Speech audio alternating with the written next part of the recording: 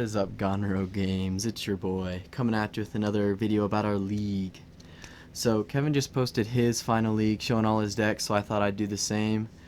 And I'm gonna start showing off other people's leagues too, and we'll try and show it like at the end and the beginning. So we'll probably have a video from Ella coming out soon.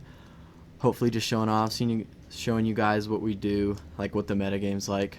So this was probably my weakest commander in this league, was the Uvendal Dean.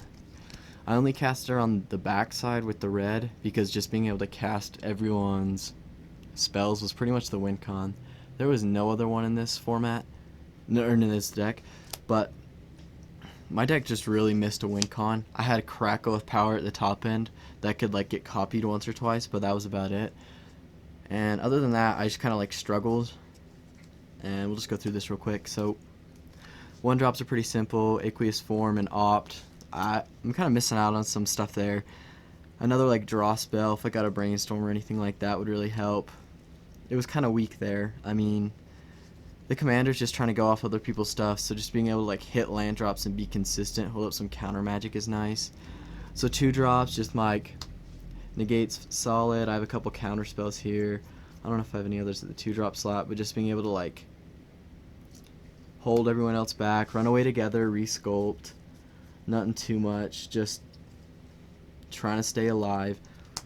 Fire Diamond's just solid, just being able to produce mana, yeah. So the big winners here was Teach by Example and Increasing Vengeance, which just allowed me to copy spells. So that was one way for sure that I could just pull out the win with a Crackle. The games usually went kind of long there, so I had enough time to like draw and set up and at least get one. And if I ever got both of those, I could usually deal 30 to 40 damage with just those 2 cards to almost everybody. So that really was able to like win the game. There's nothing else too special in my 2 drops. Humble Defector let me draw a card. Same with the Real Possibility. In the 3-drop slot, the real winner here would be Staff of Domination. This just like, I didn't get this till later in League, but just being able to keep up with everyone else on like life gain, that's what really helped me out. That's what let me stabilize. That's how I could like stay till the end game and draw my Crackle. Because the first couple of times I played this, I would just like be at 10 life all of a sudden because there were so many drain decks. There's nothing else too special here. Some counter spells. I never got to play my Galvanic Replay. I have a good amount of counter, some just draw, just like interruption with other people. Just try and like stay till the end game. Drift of Phantasms was good, just being able to like transmute if I ever needed to like hold up counter magic. It does suck that it was a sorcery though. So just on to the 4 drops. I would have liked to build the Prismari Dragon by itself, but I didn't feel like I had enough artifacts to make it work. There were a couple games where this and Stormkill and Artisan could just like go off together and I could make a good amount of treasure tokens, but there were so many board wipes in this format, or in our format at least, that it just became kind of like not the most viable because they kept dying. So there's nothing in this deck is really like a big winner because I tried to win off of the top of other people's cards. Oh, I probably should have read this. So what she does is at the beginning of your upkeep, exile the top card of each opponent's library. Until end of turn, you may cast spells from among those exiled. And you may spend mana as though or any color to cast these spells. And whenever you cast a spell from exile, put a +1/+1 counter on her. The front side's pretty trash. It says tap, exile an instant or sorcery card from your hand and put 3 hone counters on them. At the beginning of your upkeep, if this card is exiled, remove a hone counter from it. And then the last hone counter is removed from the exiled card. You may cast it. It costs 4 less to cast this way. So I never once cast it on this side. It was kind of garbage. It was lackluster. I didn't have any spells that just made it that good to cast like that. So I just tried to hit other people's win cons. This deck usually just kind of like sat back and I could make it to like 2nd or 3rd. And I think one time I won just with a really late Crackle and holding off. But this was just kind of like my break deck, because I had Shadrix and Jadzi, so everyone targeted you with Jadzi, and Shadrix is kind of a Voltron commander. As you'll see later, I'll go over it. So, yeah, this was definitely my weakest deck too. Just the power level is so low. Just a Contradict, Shivan Meteor. I don't like playing sorcery speed removal, especially that high. Pigment Storm, another sorcery. Just some more counter magic. I did have a couple board wipes. Volcanic Torrent. just some removal spells here. Really, it was just kind of, I didn't get anything to like help me win off of it, so I was banking off either Crackle or hitting stuff with my Dean. Crackle was the winner here. Later in the league, I got a Brass's Bounty, which was just definitely good. I got another removal or a board wipe. But as you can see, this deck was kind of like super low power level, and that's kind of what like helped me stay in later games. If I was lucky, I'd be able to get my Staff of Domination and just gain life and keep up with everyone else and be like, dang, this hand sucks, and just like slowly get a little bit of value and then ink it out to the end game, and if I was lucky, just push through a little bit of damage. But there was so much other life gain and so much drain that this deck really struggled. I think it would have done better in a different league with like a lot less drain, but it feels like every league so far has had a good amount of it. So this has been the Dean, and we'll move on to the other ones. I think this was definitely the weakest power level, and Jodzi was probably the strongest. But no one liked playing Jodzi, so I ended up playing this one a lot more than I probably would have liked, just because this one didn't get me targeted, so I could get off to the last game, or the last part of the game, and still be able to like potentially win. So that was like almost the strong suit with this one. It was that it was weak. I didn't run too many lands, just like 37, so here's the Dean. Alright guys, this is the next commander. It's Shadrick Silverquill. So for those of you who don't know what it is, I'll read it the first this time. So it's 5 mana for a flying double striker, and it says the beginning combat in your turn, choose 2. Each mode must target a different player. Target player creates a 2/1 flying black and white inkling token. Target player draws a card and loses a life, and target player puts a +1/+1 counter on each creature they control. So Shadrick's he's probably my favorite one this league. He got me a lot of points really early because I don't know if it was just people underestimating the power of Shadrick's until they were dead or what, because at the very beginning he racked me up a lot of kills. There was like a 6-pod, and I killed almost every single person except Kevin, which I shouldn't have let him live. He was just kind of dirtling, and I was like, whatever. And I went around and killed everybody else, and then Kevin killed me back on the backswing. So this actually isn't my Shadrick's. Zach stole it and replaced it, and I confronted him about it and cried a little bit because I don't have any really good memories with this Shadrick's. This isn't the one that I've won with. I mean, I don't know. I get a little attached to the cards, but this one was probably the best. I don't know if it was the best one, but this is my favorite one to play with. The winners out of my 1-drops were probably Guiding Voice, which just put a +1/+1 counter and learned. Professor's Warning, which put a +1/+1 counter, gave Indestructible. Star Pupil, so when he enters he gets a +1/+1 counter, and when he dies you put that many on a creature, so that really helped like pump Shadrick's up. And Team Pennant, which gave Vigilance and Trample. So Team Pennant just helped me push through it with like, there was a good amount of flying blockers, so Team Pennant just helped me like smash through with Shadrick's. It was just good. Guiding Voice helped me like pump him and get learns and make sure I had consistent lands even into the late game with all the learns. And just giving him Indestructible was so important so many times. So many people just run it out and you go Professor's Warning and kill him. So the winners out of the 2-drops, Poet's Quill, like I mentioned earlier. The life gain and the drain is just insane in this format. It would, at least for our metagame. So just giving my Shadrick's +1/+1 and lifelink and being able to gain like 20 a turn was just, it helped me win so many games. There's one I got over to 100 or 200 or something. Beloved Blessing. So not only being able to give, so when this enters it gives protection of a color, but it also doesn't make ores and equipments fall off, which is really important for Shadrick's, especially when you build them kind of like Voltron-y like I tried to do. So I have a good amount of enchantments and artifacts that would like help pump him up. So this was so good, it saved him so many times and let me like swing in for lethal. And this just Beaming Defiance, giving him +2/+2 and hexproof. Pretty self-explanatory. People try and kill it a lot, and just being able to give it hexproof helped so much. And then Killian, so spells it. He's just a 2/2 for 2 with lifelink and menace, so already above the bar, and then spells that you cast at target a creature cost 2 less. So this would allow me to go off with a couple of these ones that would like help pump Shadrick's up really quick on a turn, and just be able to smash face. Him also having lifelink was really good on a couple of those turns, just being able to gain the life.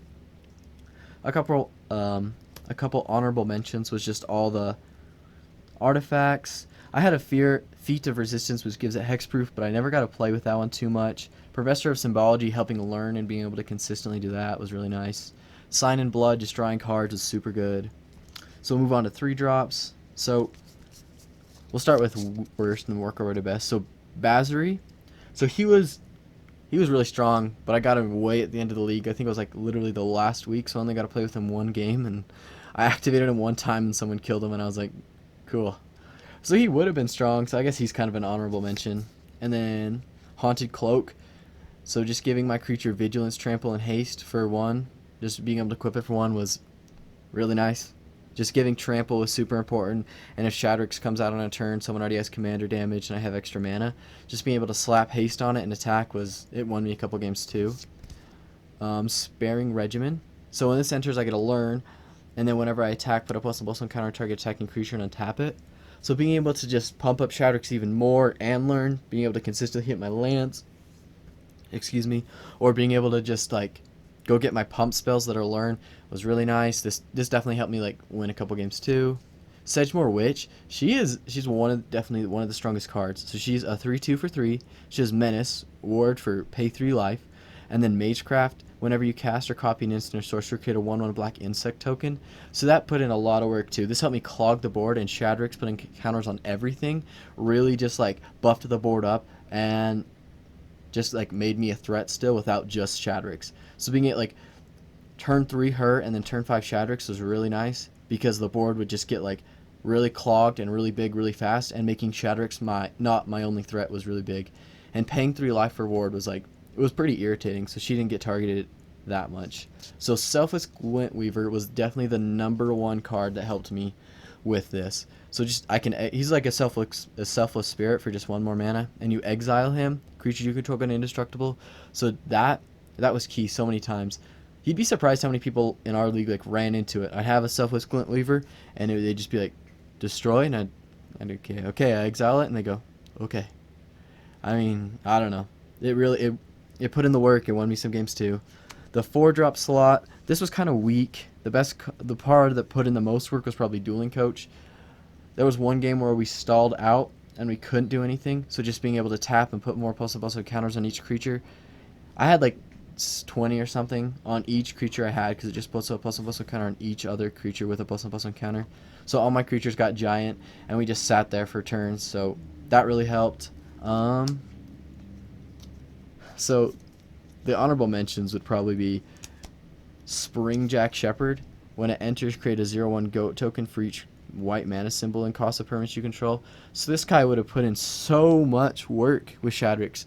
Just being able to, like, if he came down late, clogging the board because I have a lot of white mana costs, so just making that, and then Shadrix would have pumped him. And if he came down early, just like being able to swing in with Shadrix, all the guys, it would have been really nice. I don't think I ever played him once. It was a late pick too. And then Bazri's Lieutenant. He's a 3/4 for 4. Vigilance, protection for multicolors. When it enters, put a +1/+1 counter on target creature you control. And whenever him or another creature dies, if it had a +1/+1 counter on it, create a 2/2 knight. So a lot of creatures died in this metagame too. So just being able to, he's just a good card, and I got him late too. I got him in the same pack as Bazri. I think it was Jumpstart, so that was sad. So my 5-drops, definitely 100% the best card was a Wandering Archaic. Just like de-incentivizing your opponents from casting spells or letting you do the same thing was so important. And then this Crusade was really good too. This was I didn't get to play with this one either. It's sad. It was the same Jumpstart pack. So whenever a creature enters under your control, put a +1/+1 counter on each creature you control.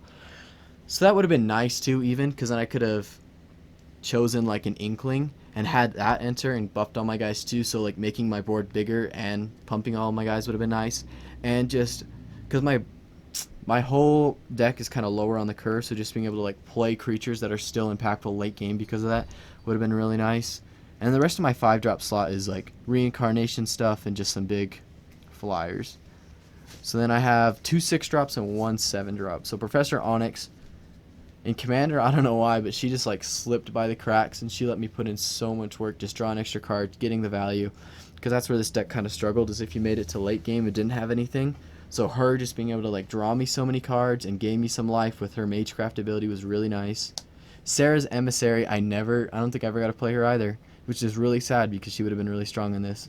Because it's a 7/7. When it enters, you choose a card type. You and creatures you control have protection from the chosen card type. So just being able to like give Shadrix an extra buff, another like line of defense would have been so nice. It would have, I mean, and a 7/7 flyer is not bad, especially in this format. Celestial Mantle. So it's 6 mana for +3/+3, and when an enchanted creature deals combat damage to a player, double its controller's life total. So just like I said, like I've been saying, this was a really draining format, so being able to gain life was so important here. So I ran 38 lands, some of the notable lands. So Access Tunnel, when Shadrix was lower power, if he ever got killed a couple times and I had extra lands, being able to give him unblockable and swing in. Because what I would do once or twice was the first time he'd come out, I'd put a counter on him. And then the next turn before we go to the beginning of combat and you get another one, I give him unblockable and then swing for like 8 or pump him extra after that even, which is really nice. Just to do a land. And these both just like put counters on him, which was nice. The whole deck was just kind of around pumping Shadrix up. But as you can, I don't know. As you can see, the whole curve got more towards like late game in the bigger end. This lower curve was definitely towards like those Voltron games.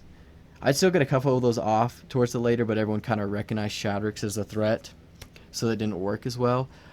So the early curve was definitely just helping Voltron, and the later curve kind of ended up to, let's play the late game out, let's pump my guys, let's protect myself, let's get value. Shadrix was probably my favorite commander this league. He just kind of worked really well. He wasn't the type of deck I like to play the most as value, and Shadrix wasn't really like that. But there was something about the way this deck worked that I really liked it. Maybe just like all the cards I have are kind of value-y. Like all the learns really help. But Shadrix was definitely my favorite commander this league. Alright, move on to Jadzi. Alright guys, the last but certainly not least is Jadzi. So she's a 5/5 for 8. You can discard a card and return Jadzi to your hand. And it has Magecraft. Whenever you cast or copy an instant or sorcery, reveal the top card of your library. If it's a non-land, you may cast it by paying 1 rather than pay its mana cost. If it's a land, put it on the battlefield instead. So Jadzi was the absolute most cancer of this league. It was just, at first, it was kind of like medium. It took a long time to go off. But then, once we got even to like the mid or earlier of the mid, Jadzi just became busted. The combos we realized were pretty stupid. The only thing it kind of missed at the beginning was a win con, but once we started getting things, it just totally, absolutely took off, and it was insane. So it just tried to ramp out as much as it can early and cast a lot of spells off Magecraft and then just get a ton of value and hopefully win the game like that. So out of my 1-drops, there's nothing too standouty. Preordained Opt were really good. Out of the 2-drops, so what we did here was just like Ramp, Arcane Signet, Sky Diamond, Explore, Emergent Sequence. Oh, Cultivate's a 3-drop. Ornithopter of Paradise. We just tried to ramp it out early, hold up some other good cards like Unsubstantiate, just hold up a little bit of removal. Blessed Respite lets you shuffle your graveyard back in, which actually seemed like a problem in this deck. We would run out of cards. So the 2 big 2-drops that won me a ton of games were Weather the Storm and Channel. Okay, and I know Channel is banned in Commander, but this was like a limited, so it was allowed because we didn't have like the normal ban list. So Weather the Storm is 2 mana, you gain 3 life and storm off. So each of the triggers happen and Jadzi gets to do it. So you cast 10 spells, you get 10 more Jadzi triggers. And Jadzi triggers trigger off Jadzi triggers. So if you cast a spell, you can keep casting spells. So that was one of the reasons Jadzi was so insane. And then Channel, just until end of turn, you can pay 1 life to activate the ability, and you make 1 colorless. So you play Channel, and then you can just keep going off with Jadzi. Instead of tapping for mana, you pay 1 life. So especially with Weather the Storm, you gain the life back up, and Channel just lets you like cast almost every card you have. So Weather the Storm was a cool little combo card with my Accomplished Alchemist, so I can tap and add X mana of any color where X is the number of life I gain this turn. So I gain 40 life, I get 40 mana. And then Kelpie Guide, I could untap another target permanent I control. So those alone could tap for like 40 mana, which was just insane. So we'll move on to the 3-drops. We have even more ramp here, some draw, a little bit of removal, stuff like that. Fertilid for ramp, Field Trip for ramp. Divide by 0 for a little bit of bounce, just like slow everyone else down. Cure the Glass Spinner just to protect Jadzi, make sure she's good. Pop Quiz to draw, and just ramp pretty much here. And the winners here were, so this Dean, it made a lot of stuff early league, which helped me clog up the board and win games, just being able to like make tons of value. So I can tap and exile the top card of my library. If it's a land, card, put it into my hand. Otherwise, put a study counter on it. And then I can pay 5 and create a blue-green fractal token with X +1/+1 counters, where X is a different number of mana, or a different number of converted mana cost. So that just let me, with like all the mana I had and all the resources, just let me go wide with it. So later in League, it just kind of became obsolete. It was pretty bad. It was on the chopping list to go out. So Kelpie Guide was good. It was just a ramp, but it had the cool little combo with Alchemist. Solve the Equation was just the other winner here, just being able to search for anything. So being able to search for my channel or Weather the Storm or any other storm cards I needed or any other specific cards was really a win here, and especially being able to do it for pretty cheap. So 4 drops.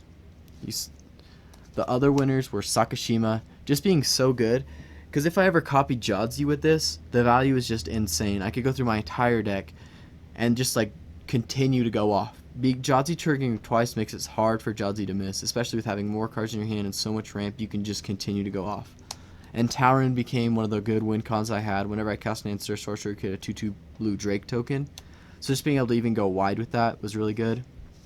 So my 5 drops, there were only a couple of them, but they were all bangers. Wandering Archaic, like I talked about last time, was so good, especially with Jadzi. Because if I can cast a spell with Wandering Archaic from an opponent, it triggers with Jadzi. Shipwreck Dowser, just returning things to my hand was so helpful. You'll see later, like Exponential Growth, returning that to my hand to be able to kill someone else was that was what won me a couple games too. And then Aether Helix, this just put in a lot of value. Return target permanent to its owner's hand, return target permanent card from your graveyard to your hand. So there were a couple times where I'd return Shipwreck Drowser even, and return it to my hand and just keep getting tons of triggers and just being able to return pretty much anything. And just the value off that was really insane. So then, these are just like my bigger spells. Maelstrom Colossus was just good with just Cascade. Hunting Pact was Storm. Gadwick was good early League, just being able to draw and tap down everything. Exponential Growth won a lot of games, just being able to like pump all the creatures or one creature up and just swing in for lethal on someone. There's a lot of ways to make it unblockable. Stormtide would kind of slow down some games. This was just a good draw spell, but Tyrant of Geierstrait, this put in a lot of work too. Being able to play an additional land and lands drawing a card. Lands drawing a card was so big off Jadzi. That made it so it wasn't even a miss almost. Because like putting a land into play with Jadzi almost helped you keep ramping, which was nice, especially early game. But then being able to draw a card off that was so good if I was trying to combo off. Because then it almost just let me, it almost like didn't feel like I whiffed on the combo. Because I could play a land and keep going and draw a card off it so I could keep hitting. So Jadzi was definitely the strongest, but it was it was the cancer card of the league. No one liked playing against it. If like one person played it, we all played it towards the end, just because we realized how strictly good it was and how like if you let the Jadzi player just live, they just like accrued so much value. And I've seen some of the lists like normal commander for Jadzi, especially when you can take extra turns. That seems where Jadzi gets even absolutely more insane, and you have like better win cons. But even be like restricted to this like format and just the spells we had, Jadzi put in so much work. It was definitely like, it was the strongest commander, but it wasn't necessarily the funnest to play because you kind of played solitaire. There were a couple times you've seen in the Gone Roguers where we play a Jadzi off till late in the or early in the morning, just because it was, I don't know, it was kind of fun to do at the same time. So here's Kevin's limited edition tokens that we've made. These were kind of fun that we printed for everyone in the league. Joey likes them. He embraced the pest. It was a funny little joke during the pre-release. The one says, "I'm 12," and the other has a picture of Joey's face on it. So, alright. This was the last league. Let us know what you want to see in the comments. Like, comment, subscribe. Like I said, we'll try to be doing everyone else's. We'll try and get Garrett and Zach on here, show off their leagues for this time, so then you guys can kind of see the whole metagame. We'll try and show the beginning and the end. And let us know if there's anything cool. Like, comment, subscribe.